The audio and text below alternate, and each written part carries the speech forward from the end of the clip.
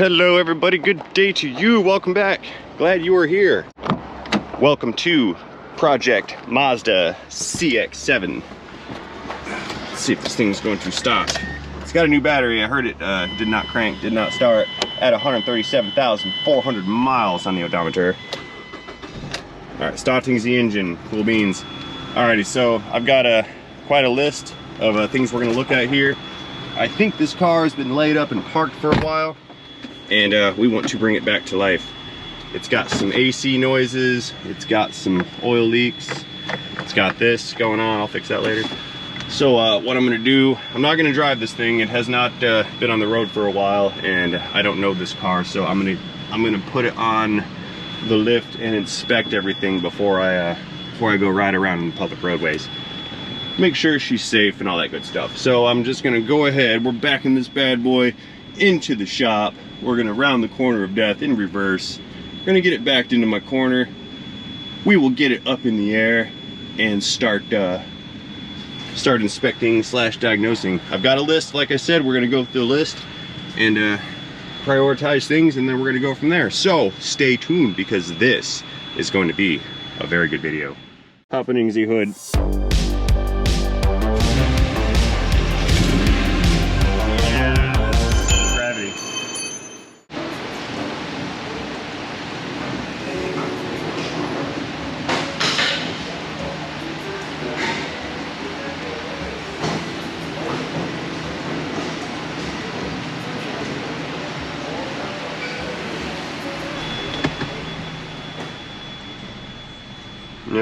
See, mirrors are good. That's how we park the autos properly. All right, powering down. Let's begin inspecting. Popping the hood. Oh, that was already popped. Fail. I restarted because one of the complaints was a buzzing noise. I think it's the AC compressing unit, and I concur. I think. Let's see what we have here. We got a noise. I'll tell you what I'll do. I'm going to run into the cabin and I'll turn off the AC. If the noise stops, then we know it's the compressor.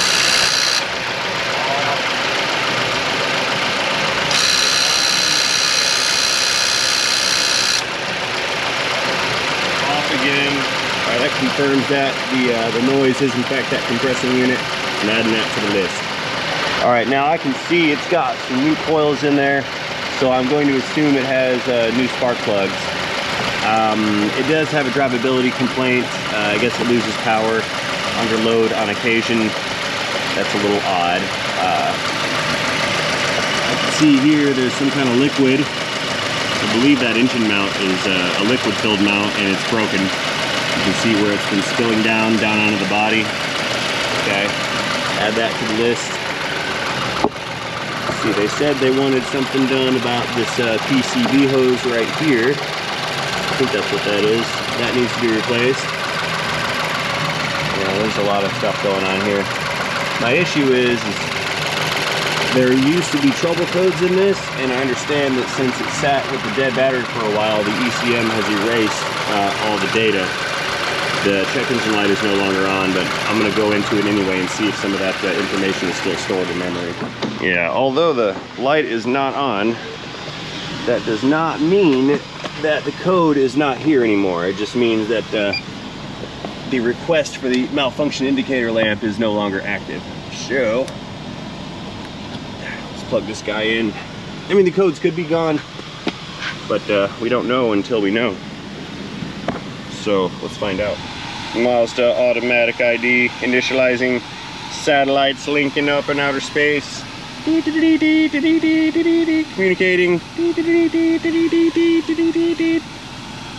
Communicate faster. Come on. There you go. Do it. 2007 Mazda Cx-7 2.3 liter 4-cylinder Doak turbo powered federal emissions. Doak dual overhead cam. It's just fun to say it as a Doak. Let's go into engine. And that compressor is super loud. Codes menu, memory codes, continuing, blah blah blah. Yeah. No codes present. That's unfortunate. I was hoping to find trouble codes. No worries. All right, what I'm gonna do is hop out and set the rack on this. Before I shut her down, I'm gonna let this thing code scan all the modules, and I'm gonna do that because I do have some warning indicators. We've got a traction control and a TCS off warning indicator. Don't know why it's turned off. Probably it's disabled due to a fault. Well, that was fast. Look at here. Lots of loss of communication. A lot of U codes. ABS has a U code. Steering wheel angle sensor position 0 not found. All right.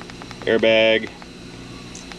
Bunch of U codes in the all-wheel drive module. The GEM has low battery code. So some of this may have been in here due to the battery having been removed for a while. So since we don't know what the deal is with that, I'm going to clear everything, and we'll just kind of restart with a fresh palette, so to speak. Those low voltage codes and those U codes with a missing battery could have very well been the cause for all those to have been set. Clear trouble codes, blah blah blah.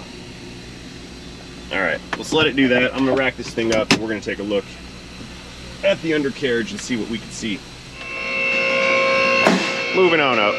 Okay, now my primary complaint here is that this thing intermittently loses power while driving after a couple minutes. They say it runs and idles fine and it's got power down low, but then while driving it seems to act like it runs out of gas. And as I walked by, I noticed I'm not getting much exhaust sound, and I'm certainly not getting any flow out of this thing. I'm suspecting that one of the cats is clogged up.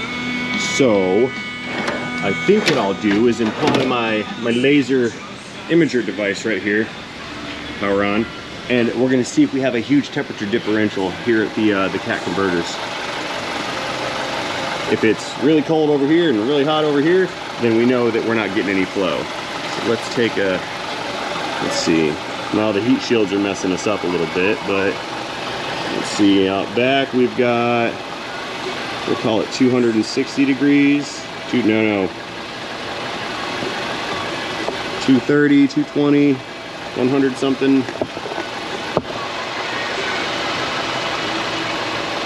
180. How about deep inside of the cat? Let's see what I can see in there. 317. And then up front, these heat shields are messing me up a little bit. I can't really see. Let's look at that little hole right there. Yeah, 250. I don't know. 150. Yeah, I don't know if we're getting a lot of flow here. Let me put in a throttle stop and we'll just go out back and feel it. Let's try that. We'll give it some RPM, then we'll come back here and check the exhaust and see if it's actually flowing. Come down.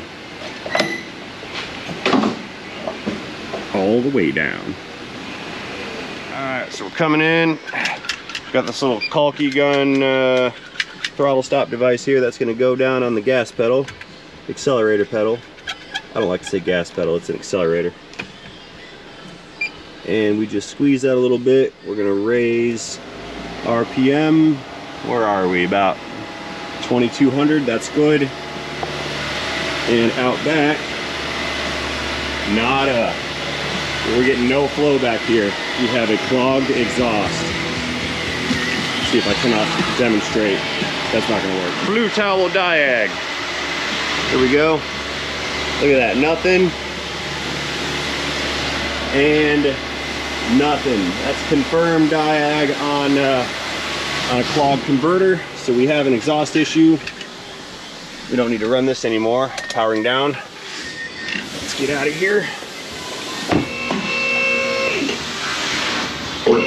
Moving back up. Let's see if we can't unbolt that converter and take a looky-loo inside. All right, now we do have a slight issue going on here. See, this is the post cat, I think. I believe there's a secondary converter, or I'm sorry, a primary converter farther upstream, but we can't get to that one because it's like bolted onto the back of the head and the turbo. So what we will do is disconnect this converter and we're gonna drop this down, take a look inside, and see if this one is damaged or if that one is damaged or if both of them are damaged. So let's see if this is going to come apart easily or not easily. I don't know. Should be easily. We need lubricant, lots of it. Here, we'll give this some foamy BG penetrator oil treatment. Not sponsored, it's just what I use. And since the penetrating lube debate rages on, and PB Blaster is better in the hearts and minds of some, I'll use that too. Now we got twice as much lube. It's a good time. Now let's see if this is gonna crack loose or not. Unclicked. Yeah, that's better. Ooh, it's smoking. Exhaust must have been a little warm. There we go.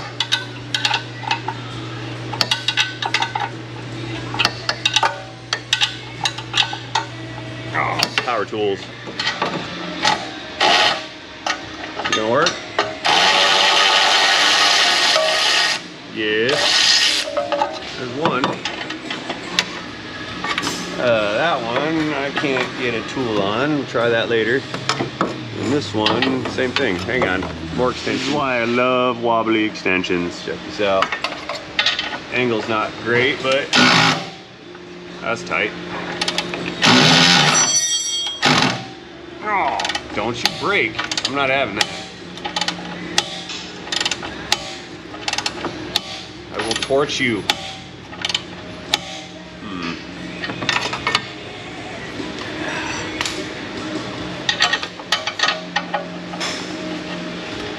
Wow.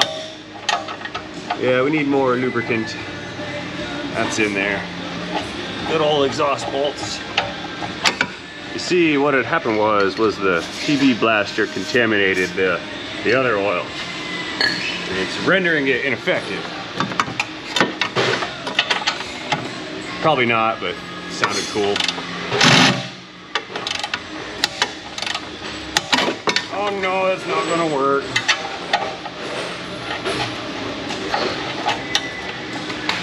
More lubricant.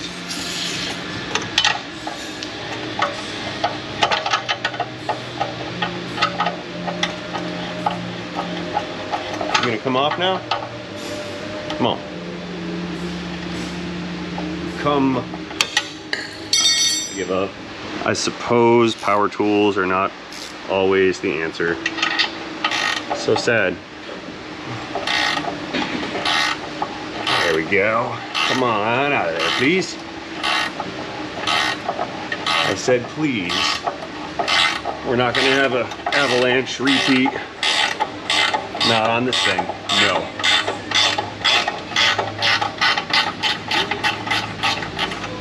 Victory. We did pull the threads out though. It's not cool. Okay, numero tres. That one's gonna come off. That's good. They're all coming off.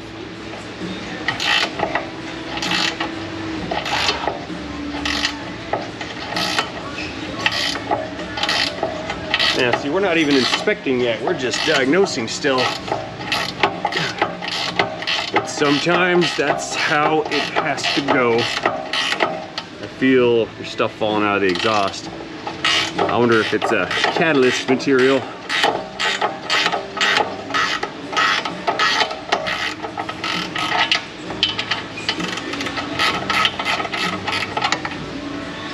Ow, hot, that was a mistake. Why did I do that?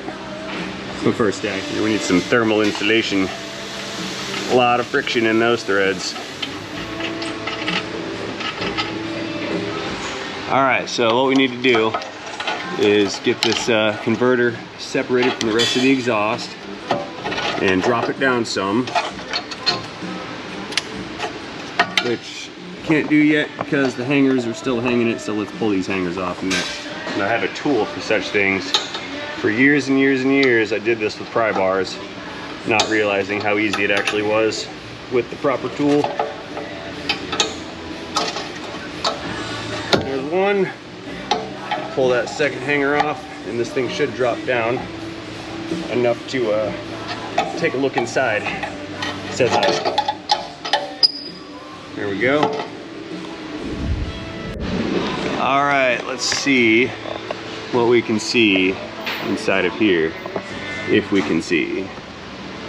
And the survey says this converter, that one looks okay. And that's not damaged. You see the honeycomb in there? All right, that tells me that the one that is the restriction is the one up front on the back of the engine. It's that one way up there behind this drive shaft and differential. Okay, let me go see if I can find these parts, and we're gonna go from there. All right, coming down, we're gonna start this, and it's gonna be loud. And I'm gonna check the rear of the front converter to see if there's still no exhaust flow. I imagine if it's melted up in the front, but we're gonna just verify that with flow. Again, gonna be loud. Let's get in here. There we go. Restarting the engine. Ring. Actually, it's not very loud. Moving back up.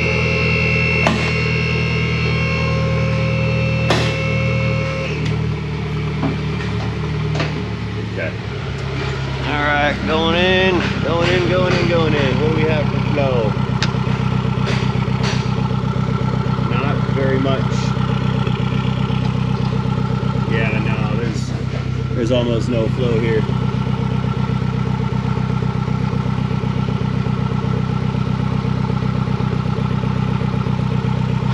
All right, so I'm gonna seal this up ever so slightly, just with some pliers for now.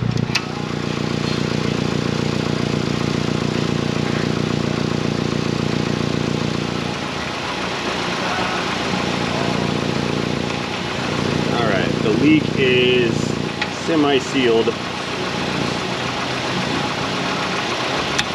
we go.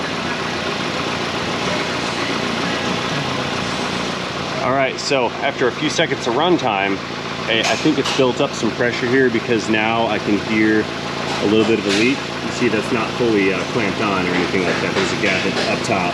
Not much of one, but it is pushing its way past the seal. So there is some back pressure forming. Let's scooch out back and take off the muffler. Let's unclick that. And one more over here. I'm glad these bolts are coming off easily.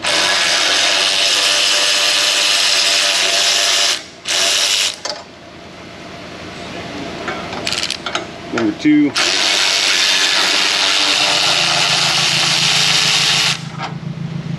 That.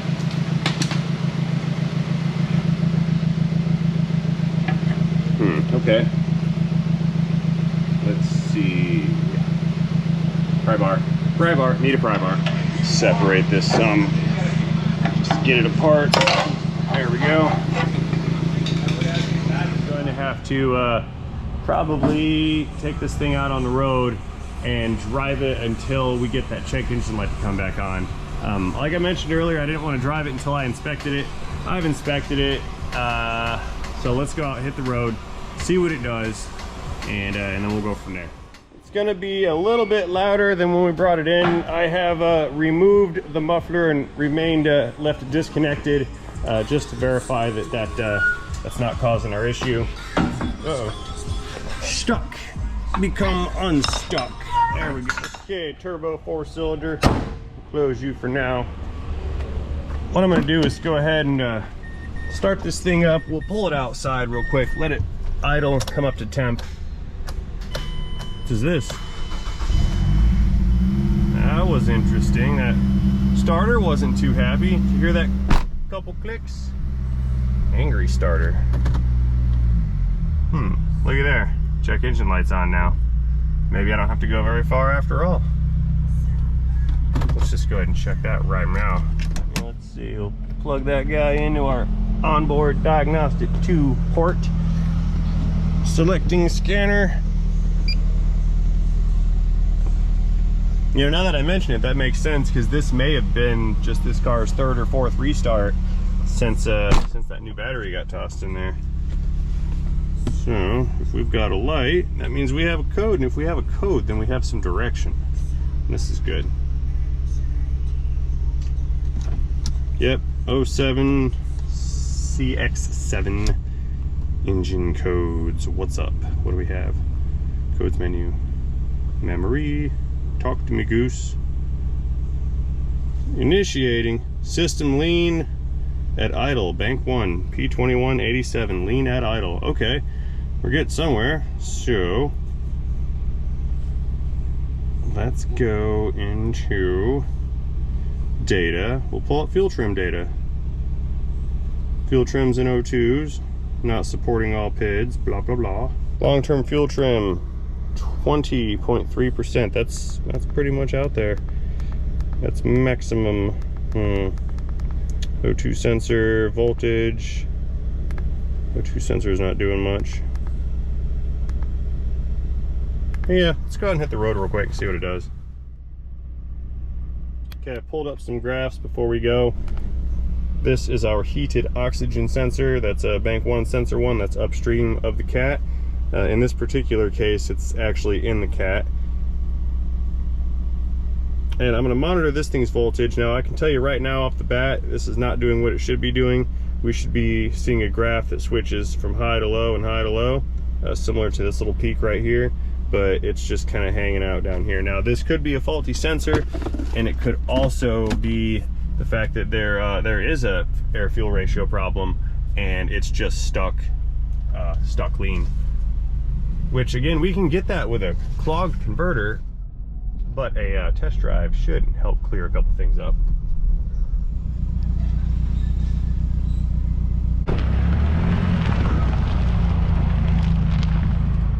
Okay, so taking a look at our O2 sensor graph, again, it's really tough to see bright lights. It has it's kind of switched its position. It's now on the high side of our graph, but it's not doing anything. It's still just kind of hanging out all stagnant. Ding, seatbelt.